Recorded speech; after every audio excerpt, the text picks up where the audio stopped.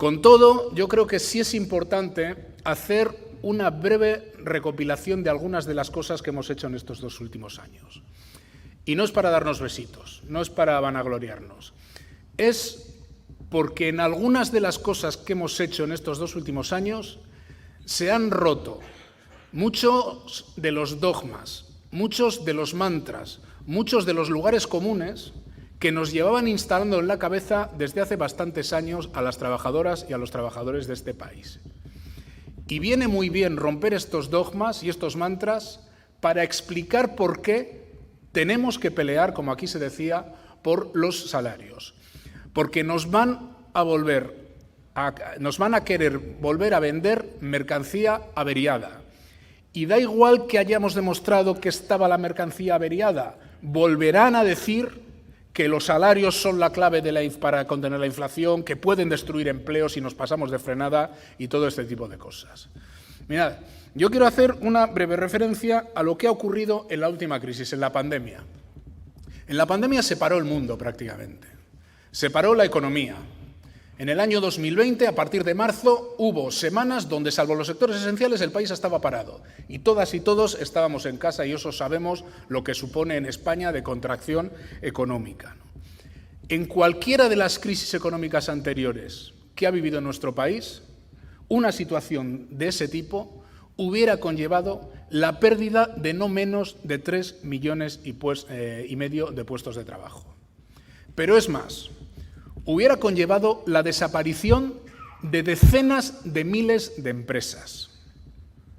Incontables las empresas que hubieran desaparecido en este país, porque en una crisis como la vivida no es tan fácil como parar un coche y cuando se abre el semáforo arranco, meto primera y tiro para adelante. No.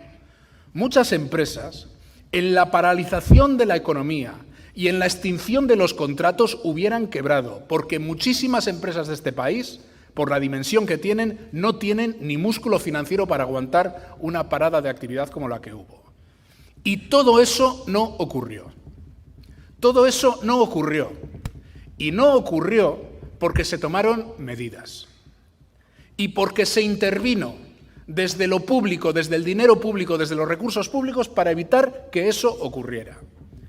A través de regulaciones que impulsó esta organización. A través de medidas como los expedientes de regulación temporal de empleo, los llamados ERTE, que conllevaron la utilización de 30.000 millones de euros, que se dice rápido, que sí, salvaguardaron empleo, pero ojo, que salvaguardaron empresas.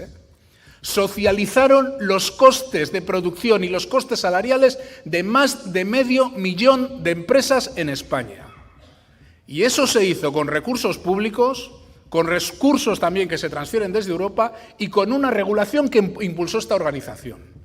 Lo decía antes Nuria y yo comparto, podéis tener la cabeza alta porque propuestas de esta organización, negociadas evidentemente con UGT, negociadas con las organizaciones empresariales, negociadas con el Gobierno y que fueron al Boletín Oficial del Estado, salvaron a este país. Hemos salvado al país, ni más ni menos.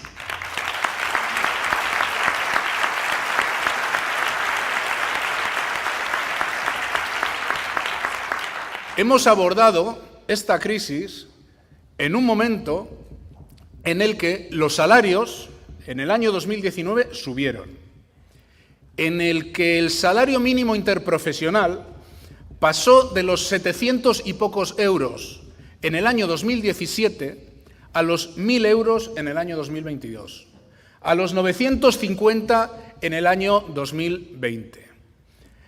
Y se está demostrando que era perfectamente posible subir los salarios, y particularmente los salarios más bajos, y a la vez destruir menos empleos que en otras crisis y recuperarlos mucho más rápido a la salida de la crisis.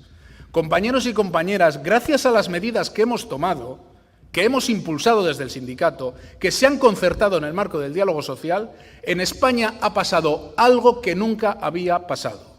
Es que se destruyó menos empleo que lo que cayó la economía se recuperó más rápido, se recuperó subiendo los salarios más bajos, a diferencia de hace 10 años que sufrieron una caída intensa, el 20% de la gente que menos gana, y hemos llegado a los 20 millones de personas cotizantes.